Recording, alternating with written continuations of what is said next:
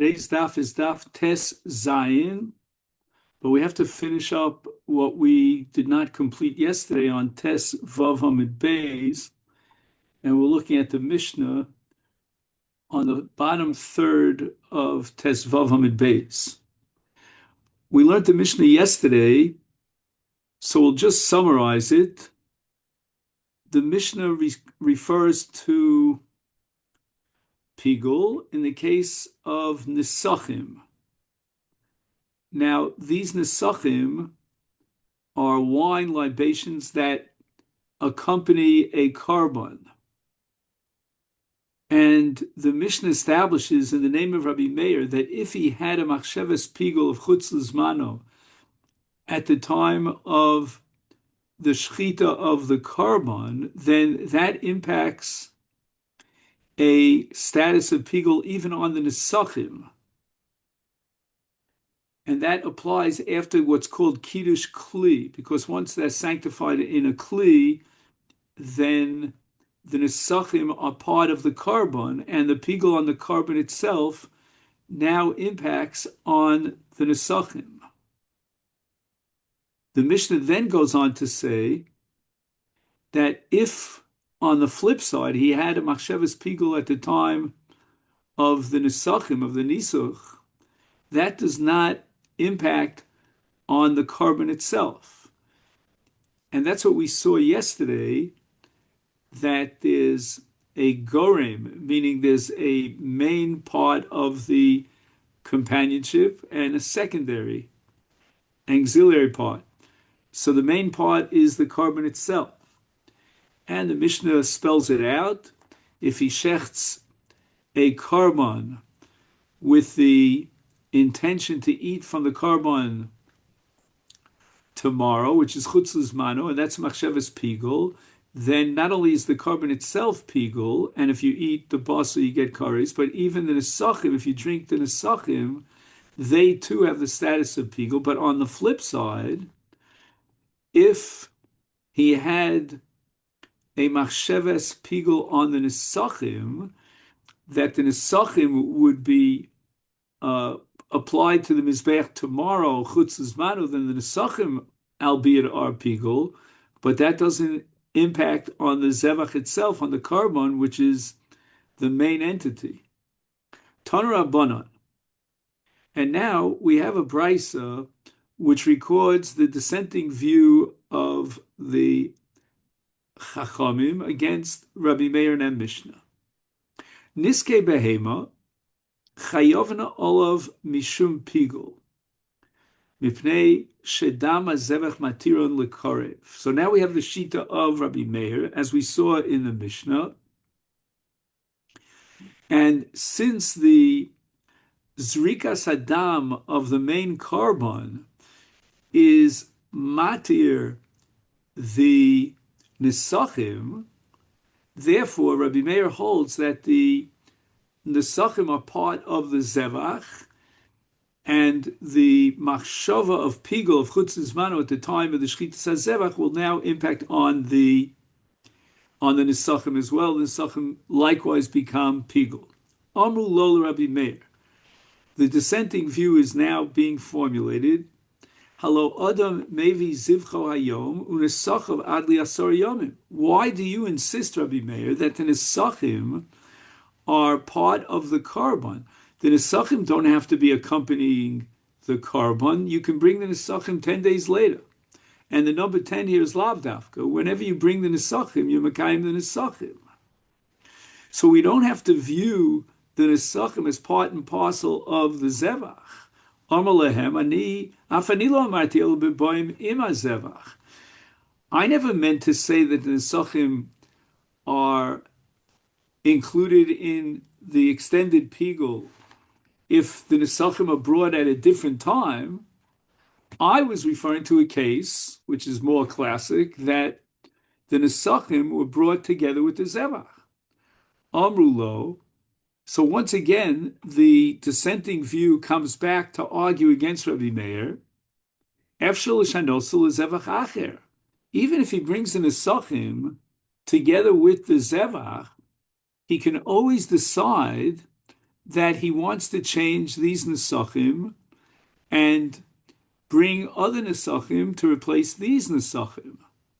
So it doesn't matter in terms of the time if immediately after time T1, the Shchitas HaZevach, time T2, he brought the nesachim. He can always change his mind even after the Shchita of the Karban and decide that he wants to bring a different nesachim and bring these nesachim for a different Karban. So he can switch it around. So Rava now is making an attempt to justify Rabbi Meir and clarify his shita. Omar Rava, kasava Rabbi Meir, hukva b'shchita b'lachmei toda.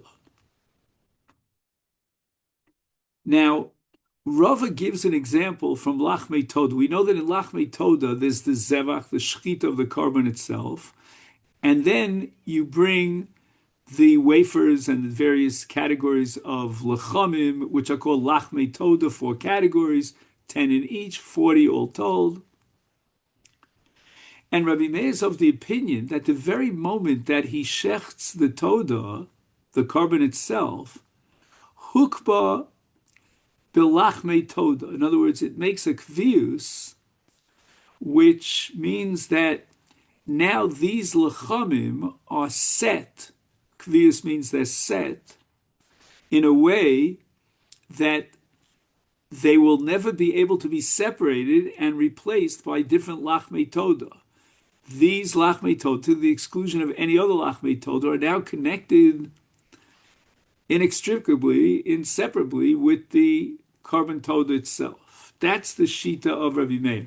So therefore, Rabbi Meir holds that when you have nesachim that accompany a zevach, the shchita of the zevach is kovea those, whether they be nesachim or in the case of a carbon toda, the lachmei toda, those secondary accompaniments now become kavua, they're set in stone, you cannot replace them. Tana Rabbanan, we have a similar machlokes that's recorded in the following brisa, log shemen shel mitzora. We know that when the mitzora has to undergo at the end of his tumah a process of tara, there has to be a log shemen. Log is a certain volume of shemen. Is chayovin olav mishum pigul.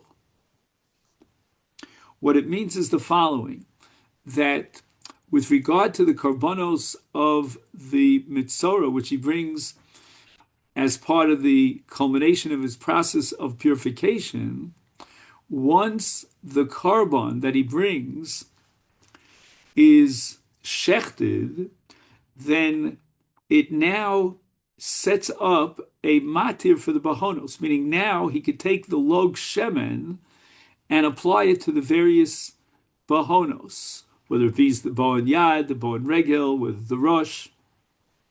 And that's what the Brisa quotes here, in the name of Meir, Mipnei Shedam Osham Matiro Lebahonos. So we're talking specifically about the carbon Osham. A Mitzvah brings 3 different carbonos, one of which is an Osham. And the dam of the Osham is Matir, meaning it facilitates and prepares the log shemen for the application to the bahonos. And therefore, if at the time of the shchita of the osham, he had in mind a machshavas chutz lizmano, that would impact on the log shemen. Because Rabbi Meir holds, as we saw in the case of Niskei Hayayin, and we saw it in the case of the Lachmei Toda, that the Machshavas Pigel on the Ikar is chal vis-a-vis the Tofel. Omer lo Rabbi Meir, v'lo odem mevi hashama yom v'lugo mikan v'ad asori yomim. Again, the same argument that we saw before. Now we're going to see in this brisa that why is the log shemen connected to the shchitas hazevach of the osham? After all, he could bring the osham today, and 10 days later, he'll designate a log shemen. And you see clearly that the log shemen is not the extension of the original carbon asham, but rather it's an entity unto itself. And therefore, why should the machshavas pigul, argues the Gemara against Rabbi Meir, on the carbon asham have any impact on the log shemen. Amar lehem ani afani lo amarti el b'ba'im ha'asham amru lo efshel shanos l'asham acher.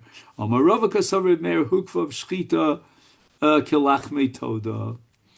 So again, we have this concept that Rava comes to defend Rabbi Meir and interpret him in terms of kviyus, and the shechita of the zevach is kovea, that which is brought and hutar through the zevach, and therefore, if at the time of the shechita he had designated a certain log of shemen, that log of shemen cannot be replaced by a different log of shemen because the shechita itself is kovea.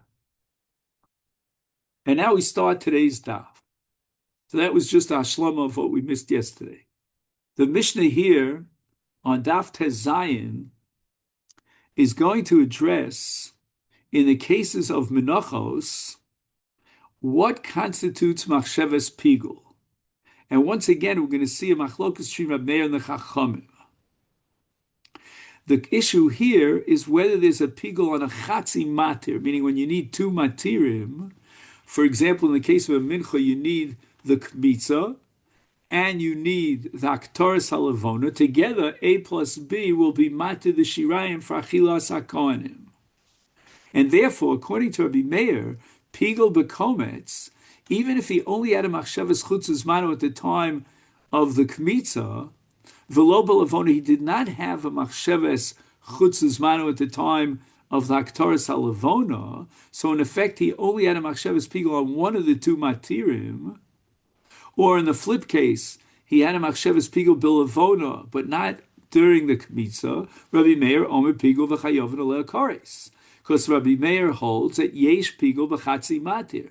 So even though the lavona itself could not be matir the shirayim, the komets itself could not be matir the shirayim, either one of these matirim have the power to generate pigul with a chiv kares, and you don't have to wait for both matirim. Since we have two matirim, he needs a machshavas pigul on both the kmitza for chutzes mano on the shiraim and the aktaris halavona for chutzes mano the aktaris shiraim, and only the combination of A plus B, both matirim together, can effectuate pigul. However, modim chacham Rabbi Meir b'minchas chotim minchas knos. There are two menachos in the whole constellation of menachos which have no accompaniment of lavona. There's no aktaris lavona, not in minchas chote nor in minchas knos of a sota. And therefore, in pigul bekometz, right, if he had machshavas chutz lizmano of pigul at the time of the kmitza, we don't need another machshavas chutz lizmano of pigul at the time of the aktaras halavona, because there is no lavona. Shehu pigul v'chayovin lekares shakometz hu amatir. The kometz is the only singular matir in the case of these two menachos. Now we go on in the Sefer of the Mishnah to discuss Chag HaShavuos and the Kivsei Atzeres, the two lambs which are matir the shtei alechem. Shachat echem en akvasim lechol shtei chalos lemochar. Now, once again, we have two matirim. The shtei alechem cannot be eaten by the Kohanim until we have both the shechita of one lamb and the shechita of the other lamb. So the Mishnah is now going to record a machlokas between Rabbi Meir Chachamim with regard to pigul bechad matir, with one matir. So when he was involved in slaughtering one keves, he had a machshavas pigul to eat the chalos, right? Shtei alechem means there are two chalos, chutz lizmano, or alternatively, hiktir echad min habazicha. Now we get back to lechem aponim, and lechem aponim once again, in order to be matir the achilas halechem to the kohanim, we need two matirim. We need two bazichin spoonfuls of lavona. And hiktir echad min habazicha, he had a machshavas pigul in one of the two bazichin, lechol shnei starim l'machar. So he would eat the totality of the lechem aponim, which, as we discussed yesterday, is two starim, 6 and 6 lemocher chutzes mano is once again we have machlokas between Rabbi Meir and Chachamim. Rabbi Meir omer pigul v'chayovnu lekores, because Rabbi Meir holds that it's enough to have a machshavas pigul in one of the two matirim, in this case in one of the two lambs. The Chachamim Omer, they disagree. He has to have a machshavas pigul not only in the shechit of one lamb, one keves, but also in the shechit of the other keves. Now we're back to again kivsei atzeres. Shochad echad ben akvasim lechol mimenu lemochar. Here's a case where even the Chachamim will agree that you can generate pigul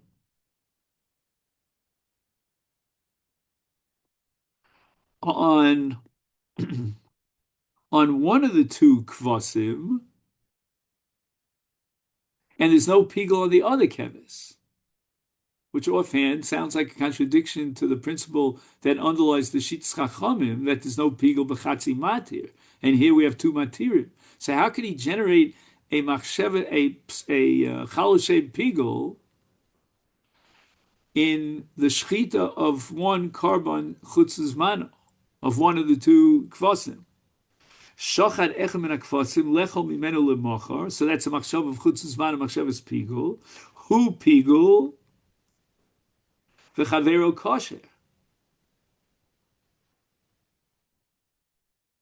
Now, you might ask, why is there pigul here in the Mishnah, is the Stam Mishnah, even according to Chachamim, when he only had a machshavas pigul on one of the two kvasim? And the Chacham hold ein pigul b'chatzi matir. But the answer is poshut. Vis-a-vis that particular lamb, if he has a machshavas pigul to eat that keves chutzes mano, that's a complete matir regarding that one lamb. But on the other hand, lecho mechaver lemochar, if on the other hand he has a machshavas pigul regarding the achila of the shtei lechem, then shneim ksherim. And the reason for that is, even though he had machshavas pigul on one of the two lechamim, that lechem is going to be kosher, because in this case where the matir is not chal on the keves, but rather on the lechem, so you need two matirim, you need both lambs. And he only had a machshavas pigul on one of the two lambs. Okay, now we get to Rav. The balance of today's daf is going to be dedicated to Rav. So he's the high persona for today. And Rav, just by way of introduction, has a principle that kola osa al das rishonahu osa, which means that if I state something, declare it explicitly, barishona first, and then later on there's shtika, there's silence, and he doesn't say anything, and in machshavas pigul, that's critical because, as we've said over and over again, pigul depends and reflects the declaration of the Kohen. So he started with an explicit declaration, and then he has shtika.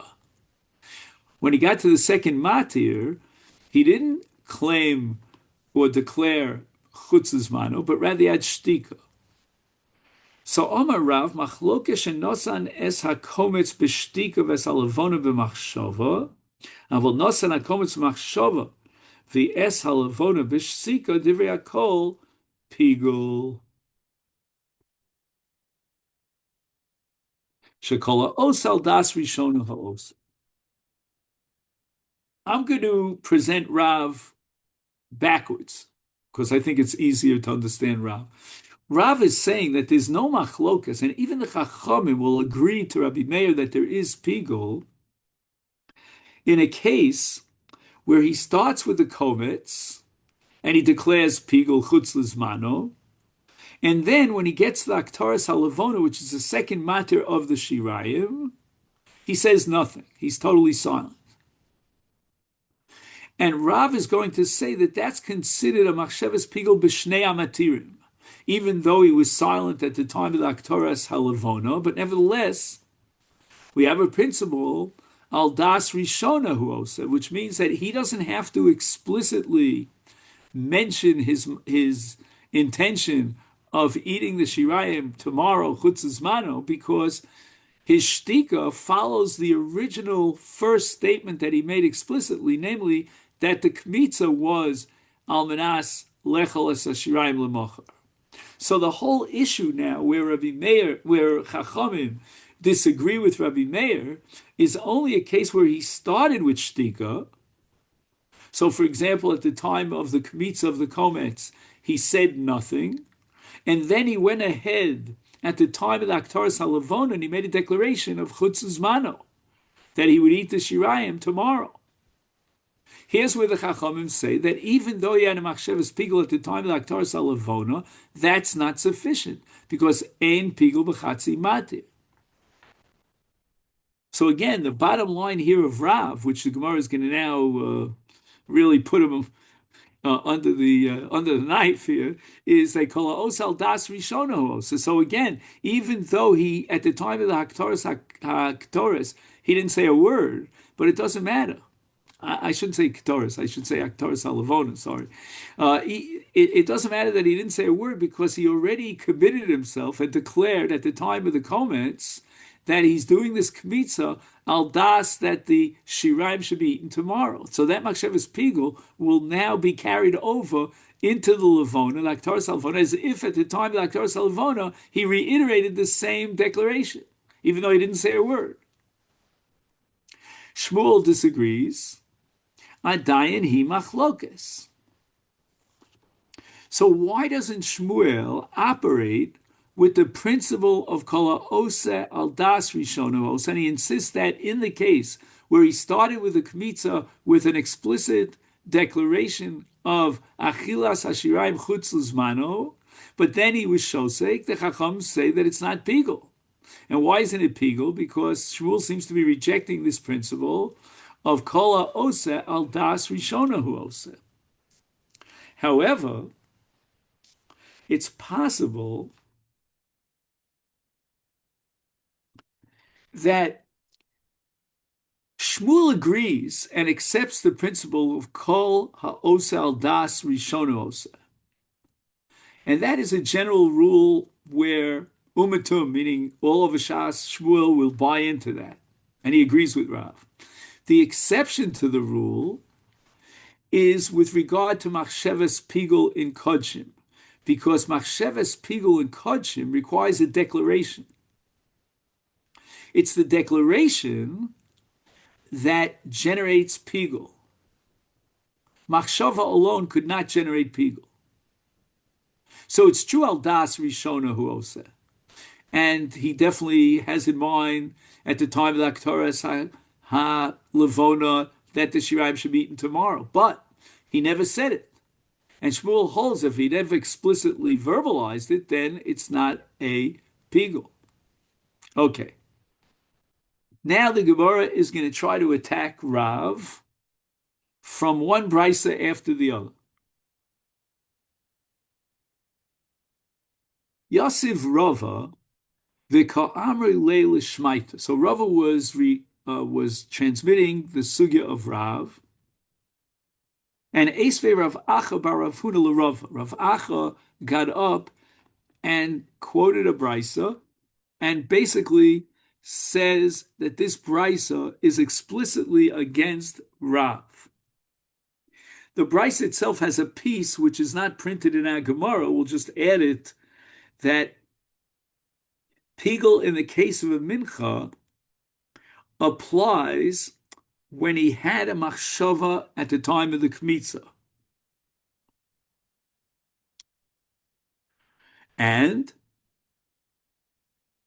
v'medvar mamurim, when do we say that pigul is effectuated by his machshava at the time of the kmitza, which means that the brisa is omitting haktoras halavona, b'kmitza v'matan kli ubehiluch. There are four avodos in Menachos that parallel the four avodos of Zvachim, and they are Kmitza, Matan Kli, right? Kmitza is parallel to Shchita, Matan Kli parallels Kabbalas Hadam.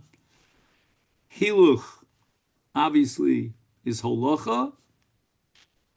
And the fourth, which is Zrika, but in Menachos it's called Haktaras Halavona, is completely omitted here in this brisa.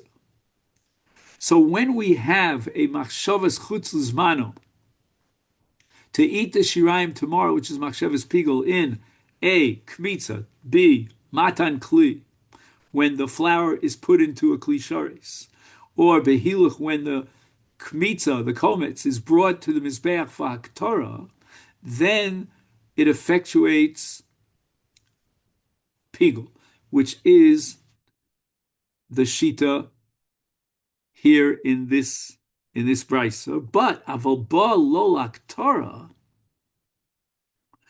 if the Kohen is ready now after the first stage of Haktoras HaKometz, now he's ready for Haktoras HaLevona, and Nosan Es HaKometz B'Shsika, at the time of the Haktoras HaKometz, he had no declaration whatsoever, but Ves HaLevona B'Machshava, when he got to the Haktoras HaLevona, he made a statement of Shirayim Chutz Zmano, which, by the way, even though the Brisa uses the word machshava in machshavas pigel always means machshava with dibur,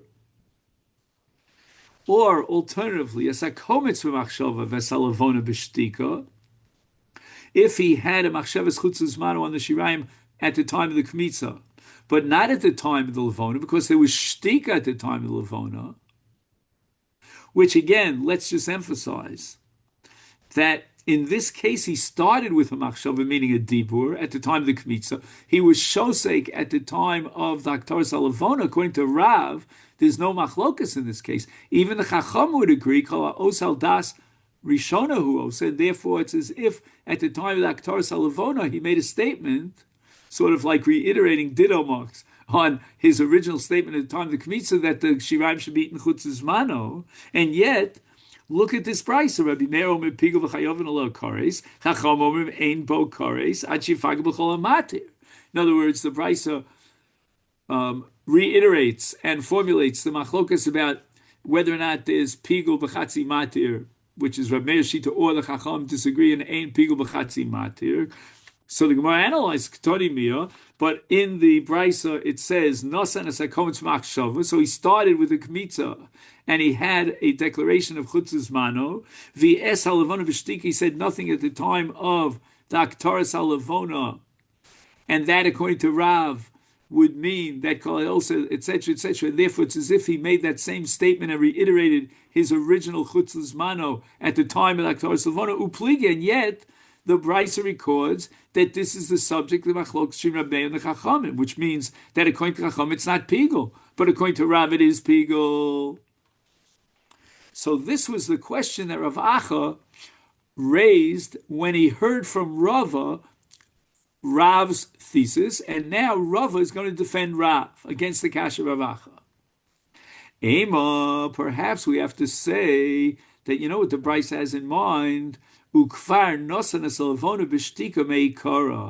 reason why the Chacham hold there's no pigel in this case is because he started with the Haktaras Halavona b'shtika, and therefore there's no aldas rishona who osa.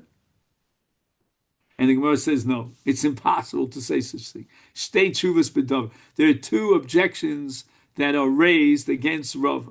Number one, chada dahanu kamaisa. Then in effect, the Brisa is repeating what it said before, because the first case in the Brisa was Nosan es hakometz b'shtika, meaning he started with shtika, and now you're telling me again he started with shtika, and the only difference would be that in the first case, which is in the Brisa, he started the kmitza with shtika. In the second case, he started with the Haktaras Halavona b'shtika, but that makes no difference whatsoever. And therefore, why would the Brisa repeat itself unnecessarily? V'od, and furthermore, I have a different brisa, Vatanya Acharkach, and in another brisa, it says Acharkach. So by adding the words Acharkach, it means that he had a machsheves pigel b'shas kmitza, and then Acharkach, when he got to the Levona, then he had a shtika. But according to your interpretation, Rav, it's not Acharkach. He started with shtika at the time of the Levona. Tirgumar of Chanina b'shtei deos. So Reb Chanina now offers another defense for Rav against the kasha of Rav Acha to interpret the brisa in such a way that Enochinami the Chachamim would disagree with Rabbi Meir, and there's no pigul because we cannot apply the principle of Kol Osel Das Rishonu Osa. Why not? Because b'shtei deos, meaning there are two Kohanim involved here. One Kohen did the Kmitza, another Kohen did the Haktaras HaLevona. In such a case, the shtika of one of the two Kohanim has no bearing on the original machshav, the original statement, the declaration of the other Kohen. If Ruvain, a Kohen, has a statement and then it follows with shtika, then you could say that Ruvain's shtika is a reiteration of his original statement Barishona. But if it's Ruvain, one Kohen, who had the statement, and then another Kohen, when he gets to do his avoda, he has shtika, that's not Aldas Rishona. You can't get Aldas Rishona from one Kohen to another. Toshma, another Kash on Rav from a different brisa. And once again, the published text here omits the introduction to this brisa, so we'll just fill it in. And the brisa says that even though in most karbonos you need 2 zrikos of dam, and pigul can be effectuated by a machshavas chutz lizmano on one of the 2 applications of the dam. So let's say, for example, a chatos, right, requires a matan domim on all 4 chronos, but yet there's only one keren is critical. Again, these are concepts from Maseches Zvachim that we spoke about. And therefore, the Brisa would say that if he had a machshavas chutzes mano at the time of one of the matan domim, that would be enough to effectuate pigul. Now the Brisa says, "B'med dvarim amurim." When do we say that you can effectuate pigul at the time of one matan domim, one zrika, when he had a machshavas chutzes mano, because that one zrika sadam is sufficient, it's critical and sufficient. That's b'domim hanitom al mizbeach achitzon. That's with regard to all zvachim, with the exception of Yom Kippur zvachim and parallel Dovishal Tzibur, which we'll see. All zvachim have matan domim on the mizbeach achitzon. Right? There was a mizbeach, the main mizbeach for most functioning was in the Azara. That's called the Mizbach HaNechoshes. And there, you can have one matan domim that's sufficient and critical, and therefore the pigul could be chal with a machshavas chutzes mano on that one matan domim. However, avol domim anitom al mizbeach hapnimi, right? There is a constellation of karbonos, very rare karbonos, where the dam has to be brought inside the heichal, and the sprinkling of the dam is on the mizbeach hapnimi, the mizbeach hazav, or alternatively, there's going to be hazah in the heichal on the paroches. Kigon arboim v'shalosh shel Yom HaKippurim. There are 43 hazos on Yom HaKippurim. The Gemara later is going to say that there are 48, 47, the whole machlok is how many there are, but in any event, right now, the Brisa is noket 43.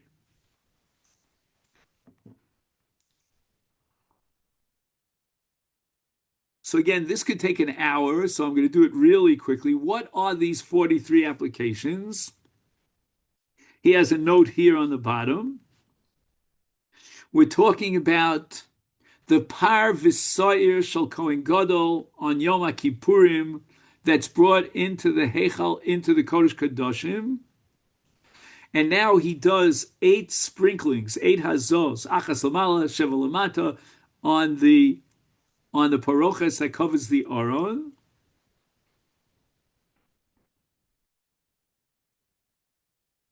Then he brings the dam out of the Kodesh Kadoshim into the Heichal, and he has now another set of 8 sprinklings in the direction of the paroches.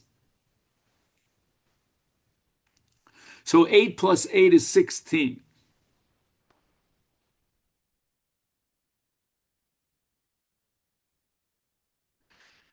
Now, in addition to the sprinklings towards the Aron, there'll be a whole nother series of sprinklings towards the Aron with the parochas, and that's going to multiply the number of hazos, maybe the 16 hazos, by 2, and we're up to, help me out here, Steve, 16 times 2 is 32.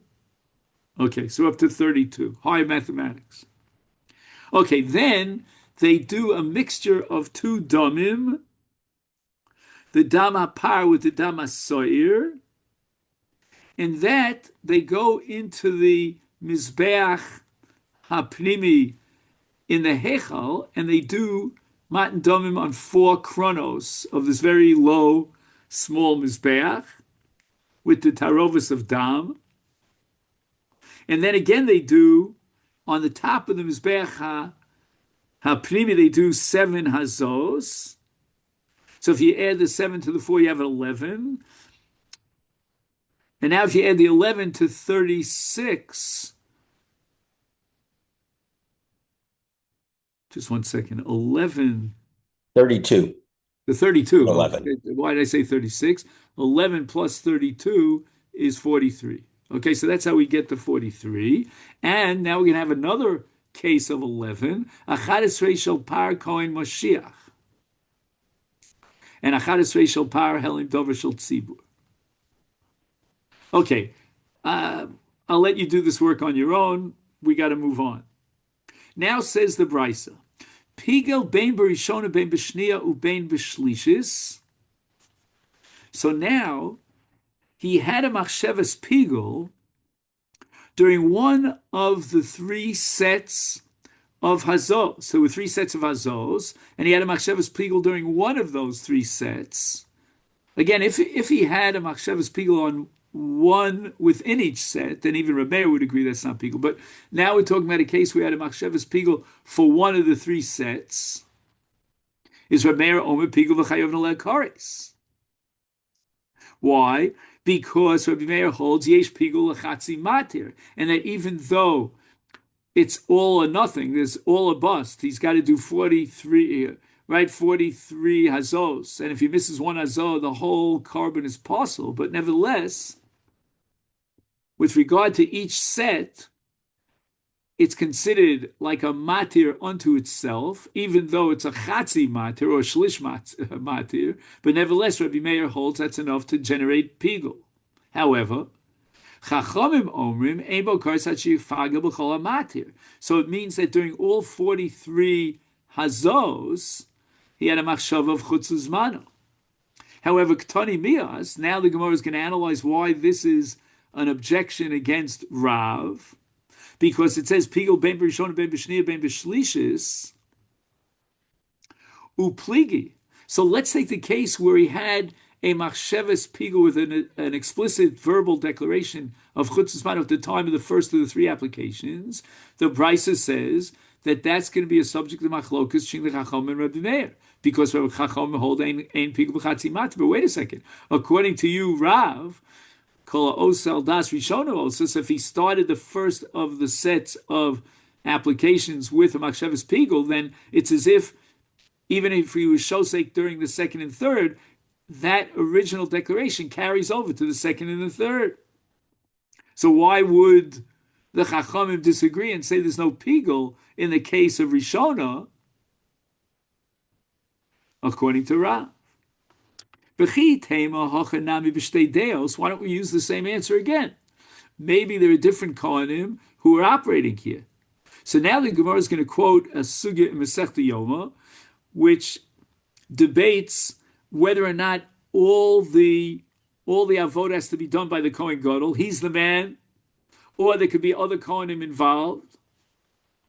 Gemara says, it all depends on how you interpret one word in the Torah. Bipar. How do you interpret the word bipar according to this man Yomi, who fits in very well with the answer that we're giving about Shtei Deos, and he holds bipar afilu b'damo shel par, meaning that the Kohen Gadol goes into the Kodesh Kadoshim with his par, which is a chatos. And even if it's b'damo shel par, meaning there was another Kohen who did the shechita, and now he's coming into the Kodesh Kadoshim with what? With the dam of the carbon that was shechted by a different Kohen. So according to this, we could have a situation of Shtei Deos, where the various sets of hazos were performed by different Kohanim, and in a case where the Kohen Gadol, let's say, for example, dies, or he's disqualified in the course of the voda, it's really good because you could already plug in another Kohen. And then we could have the answer of Shtei Deos. Ella, but what about Leman Diyom Bipar, who interprets the word Bipar v'lo b'damo shel par, which means that the Kohen Gadol can only enter into the Kodesh Kadoshim with his par, but not with the dam of someone else's par, meaning that was shechted by a different Kohen that came before him. How could you answer this question? By saying B'shtei Deos, the Kohen Gadol has to do everything, so there's only a one-man show. Omar Rava, where do we have a case where the Rabbanu would say there's no pigul, even though his original machshava was explicitly enunciated as a machshavas chutzes manu kigon shepigel b'rishona, shasak b'shnia, upigel b'shlishis. On the first set of applications, he explicitly said chutzes manu. Second one, he was shosek, he said nothing. The third one, he again reiterated his original statement. In this case, even Rav will agree that you don't apply the principle of kol osel das rishono ose damrinan isa kedait kol osel das rishono ose is mihader pigule b'shlishis lamoli. Why do you have to repeat himself on the third round of the third application again and again declare chutzes manu? Why didn't he just rely, as he did in the previous set, where there was shtika, on his original statement and at the time of the original thing? So again, it's very interesting here that, just to summarize, that Rava comes up with a limitation principle, limiting Rav's kol osal das rishonos in a case where we can prove that he himself wasn't relying on his shtika.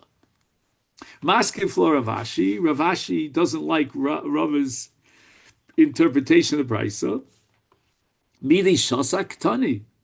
I mean, the Mishnah just says, the Brisa just says that let's just read the language of the Brisa. The Brisa says, Pigel ben b'rishon ben b'shniya ben b'shlishis. Right? It doesn't say that in the shniya he was shosek. Where's the hint in the Brisa that there was a shtik in the middle? Ella, Ravashi, and again, Ravashi, like Rava before him, wants to come up with a limitation to restrict the application of Rav's principle and show that in another scenario, there's no kol osal das rishono, kigon hachmaiskinon, kigon shepigol b'rishona ubashnia. So both in the first set of applications and in the second one, he made a declaration of chutzes mano, verbally, explicitly, but when he got to Shlish, he was shosek. The Amrina Isal Kedaita Kolos Al Das Rishon is Meheder Pigule B'Shnia Lomali. Why did he bother reiterating his statement, his declaration, on the second set of applications? The very moment that he does that, he's showing that he's not relying on shtika. And therefore, when he gets to the third application, his shtika is a real shtika. And if it's a real stinker, then it's again a pigul b'chatzi matir.